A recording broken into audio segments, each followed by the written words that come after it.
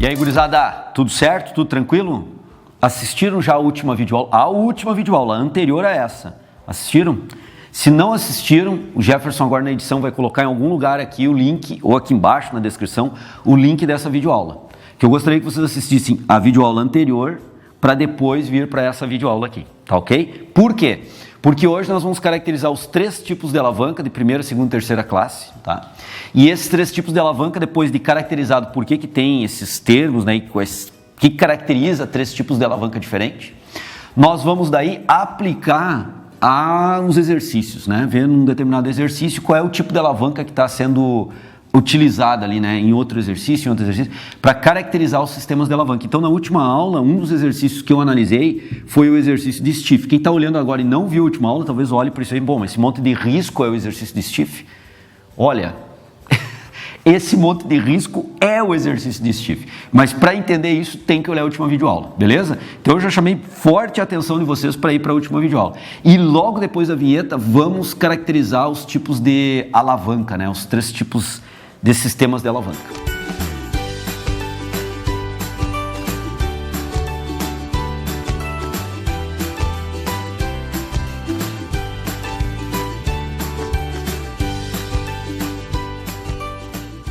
Galera, vamos lá. O que eu preciso ter num sistema de alavanca, né?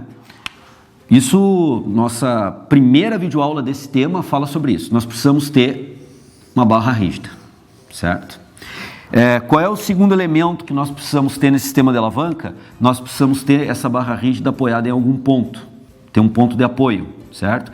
Esse ponto de apoio, ele funciona como um eixo rotatório também, né? Isso na nossa primeira videoaula aqui na edição, em algum ponto, o Jefferson também vai linkar a primeira videoaula que eu descrevo em detalhes isso aqui, tá certo? Essa barra rígida, portanto, como ela tem um ponto de apoio, ela pode rodar para um lado, rodar para o outro lado, sobre esse ponto de apoio. Então, esse ponto de apoio, na verdade, ele funciona como um eixo rotatório. Beleza, estamos caracterizando aqui os elementos do sistema de alavanca. Esse sistema de alavanca ele tem que ter uma força motora, né, para caracterizá-lo. Essa força motora, por exemplo, posicionada aqui, ela vai tracionar, puxar essa barra, né, tracionar essa barra para baixo, fazendo essa barra então rodar sobre um ponto fixo, um eixo. Então, traciona a barra, faz essa barra rodar sobre esse ponto fixo, esse eixo. E aí nós começamos já a caracterizar o sistema de alavanca aqui. Eu coloquei também um quarto elemento interessantíssimo, né? Que é a força de resistência. Então, a força de resistência roda o sistema para um lado, a força motora roda o sistema para o outro lado. Essa barra rígida roda, portanto, para um lado, roda para o outro lado, em cima de um ponto fixo, um ponto de apoio, que é o eixo. Isso já falamos. Bom, vamos lá, esse tipo de alavanca aqui, eu não vou caracterizar como primeira, segunda e terceira classe, porque é uma forma decoreba de entender. Eu vou caracterizar como interfixa, interresistente e interpotente, que é uma forma que dá para entender a lógica do porquê dessa nomenclatura. Vamos lá. Essa alavanca que tem aqui é uma alavanca interfixa. Como é que nós vamos caracterizar essa alavanca como do tipo interfixa e por quê? Porque, vejam bem, nós temos a barra rígida e incidem sobre a barra rígida um ponto de apoio e 2 forças. A força motora e, aqui eu coloquei errado, força de resistência, certo? Uma tem que ser de resistência e outra força motora. Então, vamos lá, sobre a barra rígida incidem 3 elementos, o ponto de apoio, que vai funcionar como eixo rotatório, uma força e outra força que são antagônicas. Uma é a força motora, outra é a força de resistência. Uma roda a barra rígida para um lado, outra roda para o outro lado. Quando nós temos sobre a barra rígida incidem 3 elementos. Quando nós temos o elemento central, o ponto fixo, essa alavanca é interfixa. Vejam bem, quando nós temos sobre a barra rígida a incidência de 3 elementos e o elemento central no sentido em que está entre os outros 2 elementos, o elemento que está entre os outros 2, esse elemento caracteriza o nome do tipo de alavanca. Então aqui o ponto fixo está entre os outros 2 elementos, portanto esse tipo de alavanca é interfixa. Percebam bem. Esse ponto fixo, que funciona como eixo, ele tem que estar entre os 2 elementos. Então eu posso deslocar esse ponto fixo para cá.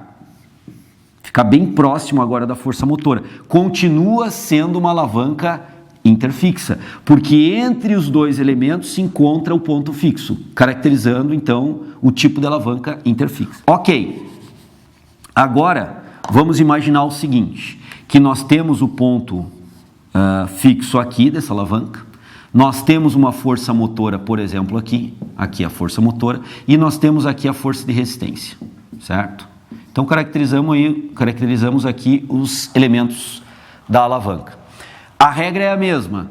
Nós temos 3 elementos incidindo sobre a barra rígida, né? A barra rígida se encontra aqui, temos 3 elementos incidindo sobre ela, o ponto de apoio, uma força motora e uma força de resistência.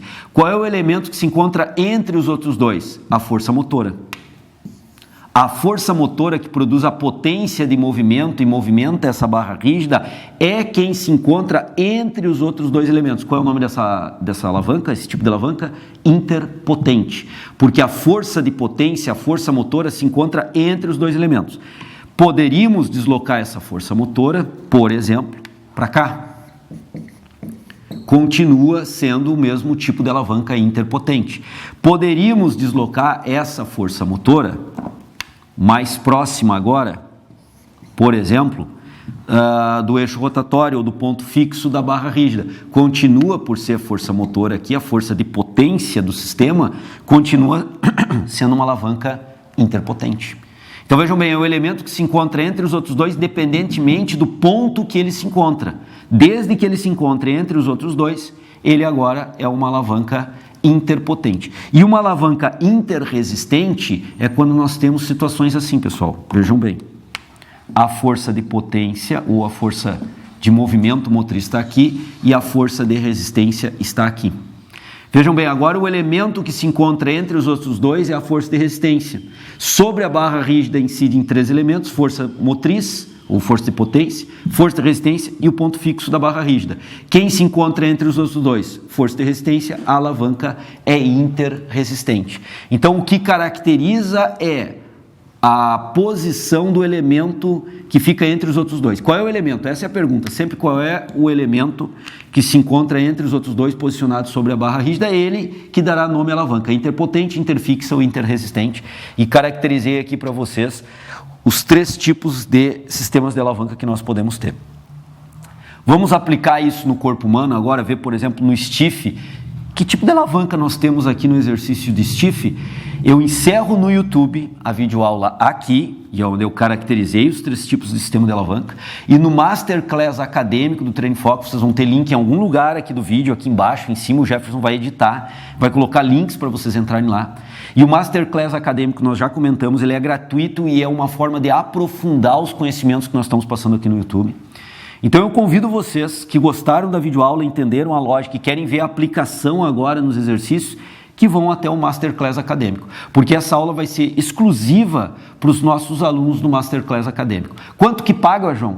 Não paga nada, é gratuito, totalmente gratuito. É só fazer o cadastro e passar a assistir a videoaula lá no Masterclass acadêmico. Vocês vão ter um link em algum lugar aqui no vídeo, tá ok? Então esse é o detalhezinho. Então, continuidade dessa aula, nos encontramos lá no Masterclass acadêmico, beleza? Valeu, até a próxima videoaula aqui no YouTube.